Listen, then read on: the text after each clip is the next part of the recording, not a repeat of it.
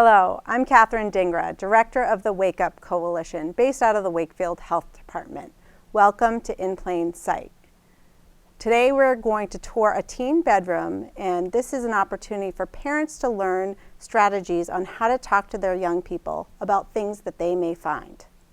We'll be showing you some data from the Wakefield Public Schools Youth Risk Behavior Survey, which is conducted every 2 years in conjunction with the school districts in the Middlesex League, from Watertown and Lexington up to Reading. One of the reasons we are hosting this event is to remind parents and caregivers of the important role and influence they have. If parents have frequent and open conversations with their children, they significantly reduce the likelihood of them engaging in risky behaviors.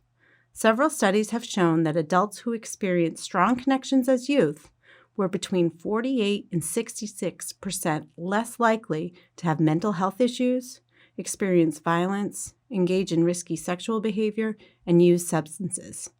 These conversations are so important. Hi. We still remain very concerned about smoking rates among our youth, even though smoking rates have gone down considerably. Unfortunately, while smoking rates were going down, rates of vape use, or e-juice, were rising rapidly over the last few years. What I'm going to do today is show you some products that we were very concerned about a year or two ago, and then show you some newer products that we've become more concerned about as these products have flooded our market and actually replaced the products that were new to us just a year ago, or a year or two ago. But before I do that, what I want to do is remind everyone that the legal sales age for tobacco products in Massachusetts is 21. You have to be 21 to be able to legally buy any tobacco product, and that is cigarettes, chewing tobacco, cigars, vape products, any tobacco or nicotine product. Also, as of last year, the state of Massachusetts has banned the sale of flavored products. So no flavored tobacco products or nicotine products can be sold in the state of Massachusetts. And that includes online sales to residents of Massachusetts. So if we were talking, say, a year ago or 2 years ago, I would be encouraging everyone to keep an eye out for a product called Juul. By now, probably most people have heard of Juul or Juuls or Juuling. We had the Juul device, which looked like this, came in a package like this. The pods, which were used to replace an empty pod in your Juul device, and of course the zillions of empty pods that we would see in parks and playgrounds and all over the place. It became trash, more prevalent even than cigarette butts. These have been basically replaced in Massachusetts and many parts of the country. It's not that I don't ever see Juul products, but I see very few of them. To fill the gap, we have a lot of new products, and rather than the cartridge kind of product that Juul was, this is a disposable vape device. You buy it, you use it, you throw it away. They come in lots of different brands. We have Puff Bars, Hyde, Hyde, Fruit, Fruit, and Crave. Crave is probably the one that I see most commonly now. These come in lots of appealing flavors. Here we have banana ice, pink lemonade, blue raz, strawberry delight, and this one is strawberry banana. Most of these devices, the shape of them mimics the shape of the Juul product that we're familiar with, kind of like a flash drive, disguised so that for a few years, most of us didn't even know when people had these or were using them or had them in their rooms or their book bags or on their desk. So many of these products look like the old Juul. This one happens to be a puff bar. It's watermelon flavored, and it's 5% nicotine, which is a very, very high dose of nicotine. Some, however, come in smaller sizes or different shapes. This happens to be also a puff bar. This one is pina colada, and it's more a cylindrical shape with a mouthpiece, much like actually like a pipe. So these are the products that we're learning about and that kids have been using most in the past year. We find the debris in parks and playgrounds all around, even on the sidewalk. Here locally, certainly at Greenwood Elementary School, at the Galvin, at Maple Way. And what I'd like to encourage everyone to do is keep your eyes open for these products. Know what they look like, know the changes that have made from the Juul product that we spent some time educating everyone on. And if you find these and you have a concern about a young person or anyone using these highly addictive products, please check out our website, which is makesmokinghistory.org or getoutraged.org. That will give you information and important resources. As you can see in this slide, rates of traditional cigarette smoking have declined significantly over the past 10 years. At the same time, vaping rates have increased. Fortunately, they have come down from a high in 2017. However, in 2019, we still had 240 Wakefield High students reporting that they used an electronic vapor product at least one day in the past month. In 2019, 56 Galvin Middle School students reported that they used an electronic vapor product at least one day in the past month. These two photos were taken here in Wakefield. On the left is a picture of pods found at Lake Q during the 5th grade cleanup event at the Commons in 2019.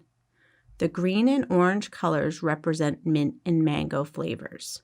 Flavor is the #1 reason Wakefield youth state for using vapes. Cleanups at parks over the past few months show that flavors are still popular, but the products have changed. The product on the right were picked up at the Galvin parking lot in November of this year. Hi, my name's Kelly Tobine. I am an officer with Wakefield Police and I'm assigned to the Galvin Middle School as SRO. Today you're joining us to kind of go through In Plain Sight.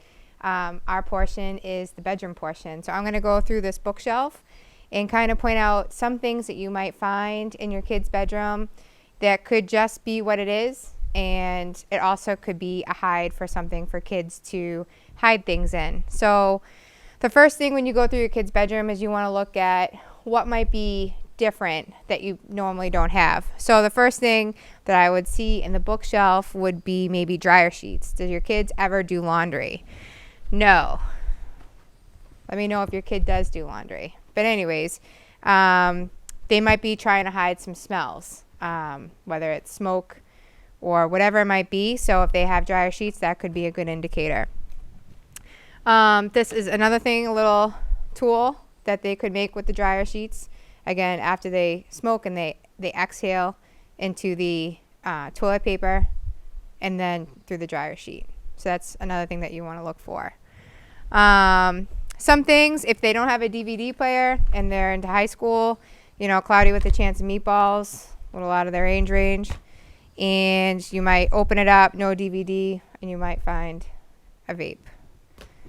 So they're just good hiding spots. Like I said, they're hiding in plain sight. Things are what they might be. They might have an Arizona fruit punch iced tea. That's all that it is. If they're not overly concerned with having dog hair on their clothes, you can peel it around, feel it. You never know where you're going to find something. Same thing with stuff like hairbrushes, something that you'd see in their gym bag. They can carry to and from the locker room easily. Someone could be looking for anything and they wouldn't be able to find. Looks like there's pills right here. So that is another hide. This seems just to be Axe body spray. Be aware of some things that, like this is an energy drink, but it has the leaves all over it. So that tells you, it's just indicators that something else might be going on. Here, if they have an iPhone, great. If they're not too overly concerned about the warranty, why are they keeping the box? This might be another good hiding spot. This one in particular is only good after one use. So after the battery dies, you no longer see it. If you're out and about, you might see these all along the street because the other vapes you can reuse in cartridges, and this one is a one and done. There's another little thing. And here's one of the cartridges. So it's just a good hiding spot.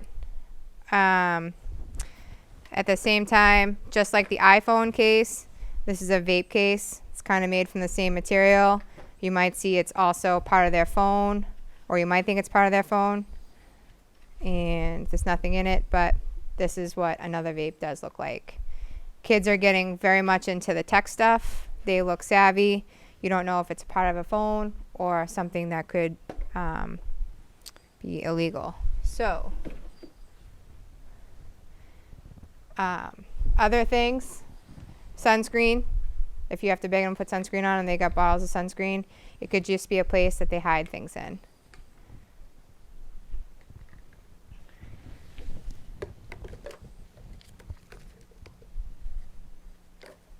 This also could be a flask for alcohol.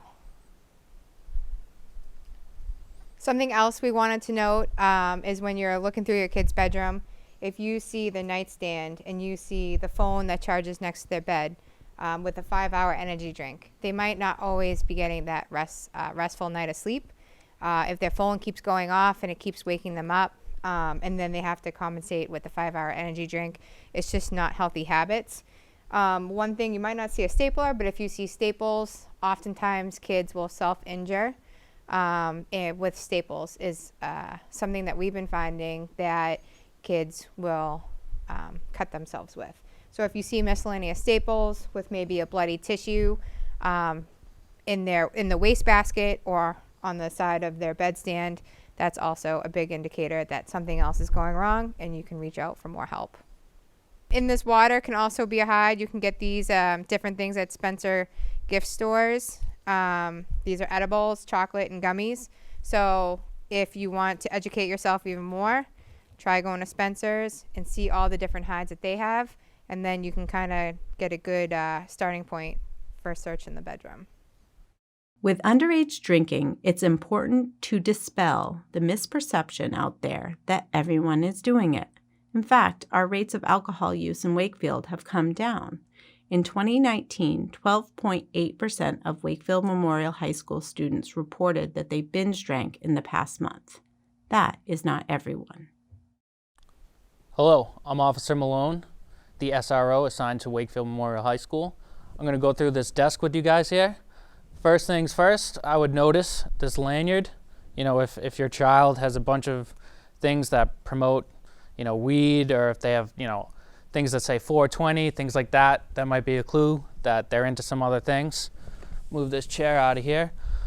On the desk, we have some obvious things with paraphernalia, and we have some things that aren't what they seem, as we saw with Officer Tobine. A lot of things can be hides. If you feel something and it feels like, okay, yeah, there's liquid in here, this is actually just regular, green tea. But, it could be a hide. So check it out, feel the weight of it. Over here, we have computer duster. People will use it as an inhalant, get you high. If you find multiple cans, there might be something off. Why does your kid need to clean their computer so much? More obvious, we got a grinder. Put the marijuana in there, grind it up. Stores in there. If you have things like this, we got rolling papers along with a little device here that helps people roll. So you put the marijuana in there, then you stick a paper in, you roll it, rolls up, a marijuana or tobacco cigarette for you. Things like this, again, we got Rastafarian colors, might be a clue that they're potentially smoking pot. Some things that aren't what they seem, we got a mouse over here. You start moving it around, it doesn't look like it's connected to the computer.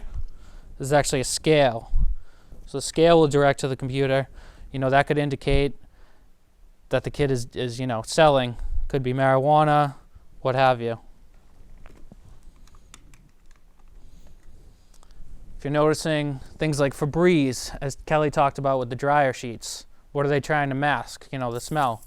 You walk in, your kid's room smells like Febreze. What was going on in there? You also want to pay attention. They might have a bunch of pens markers, different things. Incense sticks, again with masking the smells. But also in here, we got a vape pen. You know, you wouldn't notice unless you took a good look because it's with all the markers and the pens.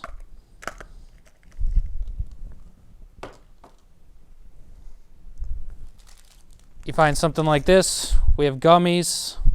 You know, if you found these in a weird spot, you know, why are they hiding gummies?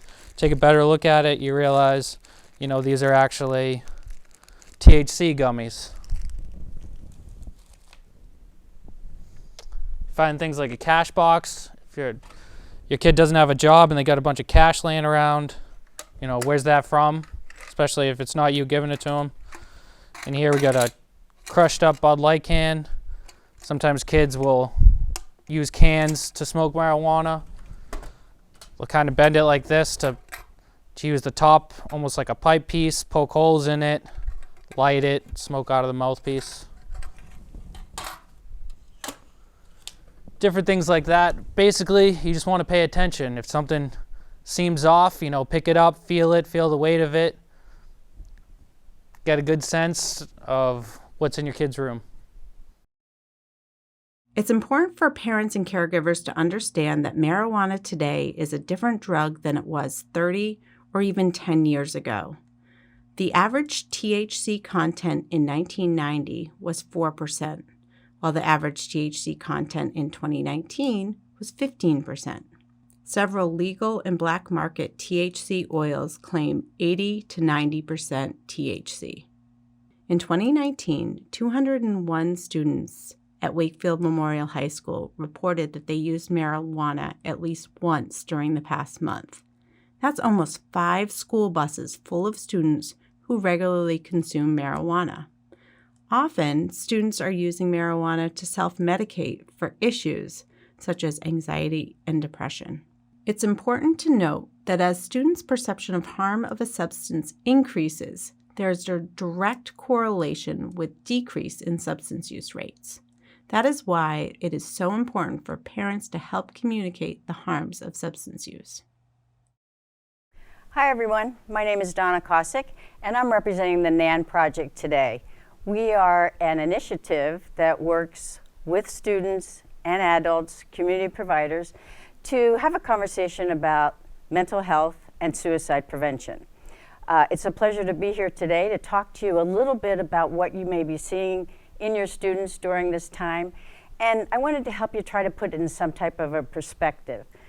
We are hearing a lot about kids who are anxious and depressed. We're hearing a lot about teachers who are anxious and depressed. So we wanted to try and help you decide, is this a time to get in touch with the school personnel, or is this just a thing that my child is going through? Knowing you as a parent know your child the best. So as I talk about each of these categories, think about, is this just a daytime thing? Is this lasting a little more than a couple of days? And that'll help you decide what resource to get into. I'm going to start with the word facts. And for each of the letters in facts, I'm going to give you some information for you to consider as you look at your kids. For the F in facts, that stands for feelings.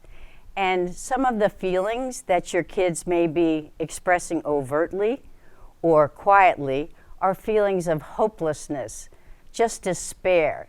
They can't go on anymore. They may be completely overwhelmed and think nobody really cares about me.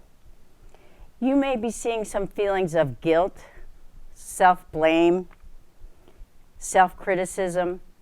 We're hearing a lot about kids who are anxious, always trying to meet that perfection line. And right now, during Zoom classroom, during hybrid, it's too hard for them to meet, so they're giving up. So keep your eye on the feelings that your kids may be expressing to you. The A in facts stands for actions.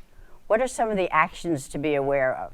The first one would be right here. If your child is in this bedroom and they're not coming out for 10 hours at a time, might be a time to have a conversation about that. Are they isolating away from family, from friends from activities that they used to enjoy. And that's an important thing to remember. If somebody's pulling out of the soccer they used to play every afternoon outside with a team or in your yard, if someone has no more interest in the drama club that they used to, if they have that loss of interest in what used to really be fun and entertaining for them, that would be something to be concerned about. If you're seeing in the actions that they are much more irritable, much more angry, constantly getting into arguments with siblings, with you.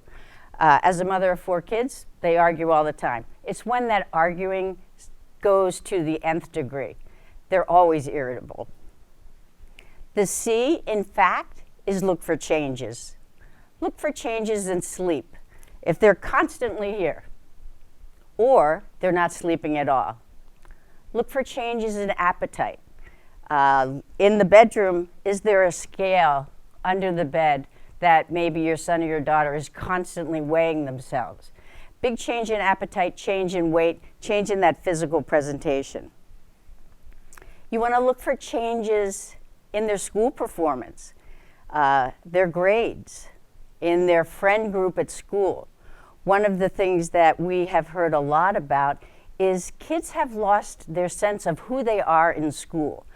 They're not the jocks, they're not the drama club, they're not the National Honor Society, they're just nobody. So keep your eye on that. And if you see any abrupt change, think about, is something going on? Any abrupt change? Is it someone who now is indulging in substance abuse? As you'll see in the room here, there's lots of ways that a kid can vape, a kid can huff, a kid can be smoking marijuana, chewing gummy bears. Look for any of those changes. And the T in facts is for threats. If you hear any suicidal threats, I am going to kill myself, I can't go on anymore, I just don't care, that would be a time that you want to make an intervention. Take all threats seriously. And the S in facts is any change in situation. You know, our kids are pretty smart. They listen. They hear what's going on. If there's been a change in your family situation where you might have to sell the house due to job loss, due to financial concerns, they hear that and their thought is, how is this going to affect me? If you're hearing from your kids that they're talking about death all the time, if due to the pandemic there's a recent loss of a valued teacher, a provider, a grandparent, this is a change in situation that we would want you to pay attention to. And I think the most remarkable right now would be if you see a change where your child has no hope. It's always going to be this way. It's never going to be any better.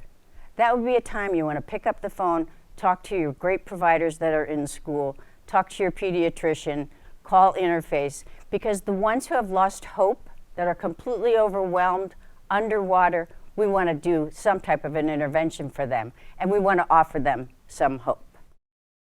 In 2019, 30% of Wakefield Memorial High School students reported feeling they felt so sad or hopeless almost every day for 2 weeks or more in a row within the past year that they stopped doing usual activities. In a recent survey during the pandemic from February 2021, a survey from Guidance showed that Wakefield Memorial High School students said their top 3 concerns were, number 1, schoolwork and keeping up with work, number 2, time management, and number 3, motivation. In 2019, 19% of Galvin's 7th and 8th graders stated that they seriously considered attempting suicide in the past 12 months, while 5% of Galvin's 7th and 8th graders reported that they attempted suicide in the past 12 months. Hi, I'm Andrew Cedrone, School Adjustment Counselor at Galvin Middle School here in Wakefield. We inherently are social creatures, and right now it's really difficult to be social during the pandemic due to the multiple restrictions that we are facing. Unfortunately, a lot of the time we turn to screens to regulate our mood. Across the board, I'm seeing with students and parents and adults like myself an increase in screen time during the pandemic. Unfortunately, This leads to using screens to regulate our own mood, which is unhealthy and unsustainable. We need to remember to keep balance in our life. So healthy sleep schedules, diet, exercise, and balancing that screen time with things like art and reading and outdoor time. So exploration is normal for school-age kids, and sometimes that comes out as increased time exploring social apps such as TikTok, Instagram, and other social media accounts. With the increased screen time we're seeing during the pandemic, this can often become problematic. Kids too often are developing a sense of their self based on TikTok and other Instagram influencers. Unfortunately, a lot of the time, the content that those influencers push out is inappropriate. We need to be very mindful to make sure we're keeping track of our students' screen time and what sites they're visiting on social media, whether it's on their phone, their iPad, or their computer. So making sure the computer is in a social area of the house, maybe in the kitchen, as opposed to up in their bedroom, can be really beneficial to make sure kids know that parents are on top of what they're looking at. If your family is struggling with any of these challenges during the pandemic, keep in mind you can always reach out to your Wakefield student support team at your school. We'll be able to refer you to different resources in the community, such as the William James Interface Referral System, where you could explore the idea of getting a therapist for your child to help with the challenges associated with the stress and anxiety of the pandemic. In addition, all you need to do is check out www.wakefieldstudentsupport.com, and you can find a valuable amount of resources and other links to help support you. It's always an important idea to make sure you're limiting and monitoring your students' screen time on their devices. There are many free apps to do this, whether it's to put it on a computer or on their cell phone or on their mobile device like a tablet. Parents should be able to monitor and restrict screen time in terms of the amount of time they're on their devices as well as their content they're exposed to. This will help kids be able to increase the balance in their life and take a break from screen time in order to do some more healthy activities such as their schoolwork, getting outside, engaging in other activities like reading or art. If you need more help for looking for resources in this area, some of the things we're talking about today, please visit www.wakefieldstudentsupport.com. On that website, we have a lot of different resources to help families out during the pandemic. Whether it comes to different apps or techniques or tips to managing screen time for your child on their device, or different tools or worksheets to help manage mood regulation at home, all the way to different checklists or schedules or rubrics in order to manage your remote learning schedule.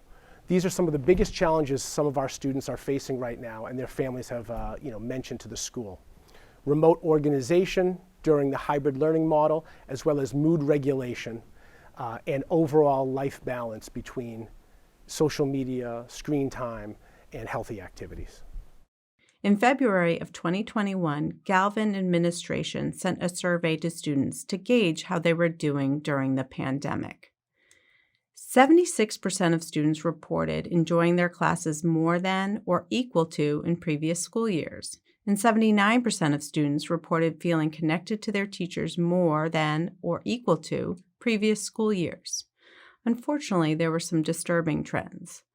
34% of students reported worrying about family or friends more than previous school years. 42% of students reported feeling more stressed about school compared to previous school years. 20% of students reported feeling more isolated or sad compared to previous school years. And 9% of students reported that they have lost social connections with friends or family during the pandemic. Students were asked, "Do you think you are managing your stress during the pandemic in a healthy way?" Over 40% of students said no or they weren't sure. Students were also asked, on an average school day, how many hours do you spend on screens like phone, computer, TV, not counting school Zooms. 14% of students said they spend an additional 6 hours or more on screens. Students identified the top 3 things that are difficult about school Zooms. Number 1, being distracted by my phone. Number 2, being on other tabs and not listening. And number 3, technology. The teacher can't hear me, it's loud or distracting where I am.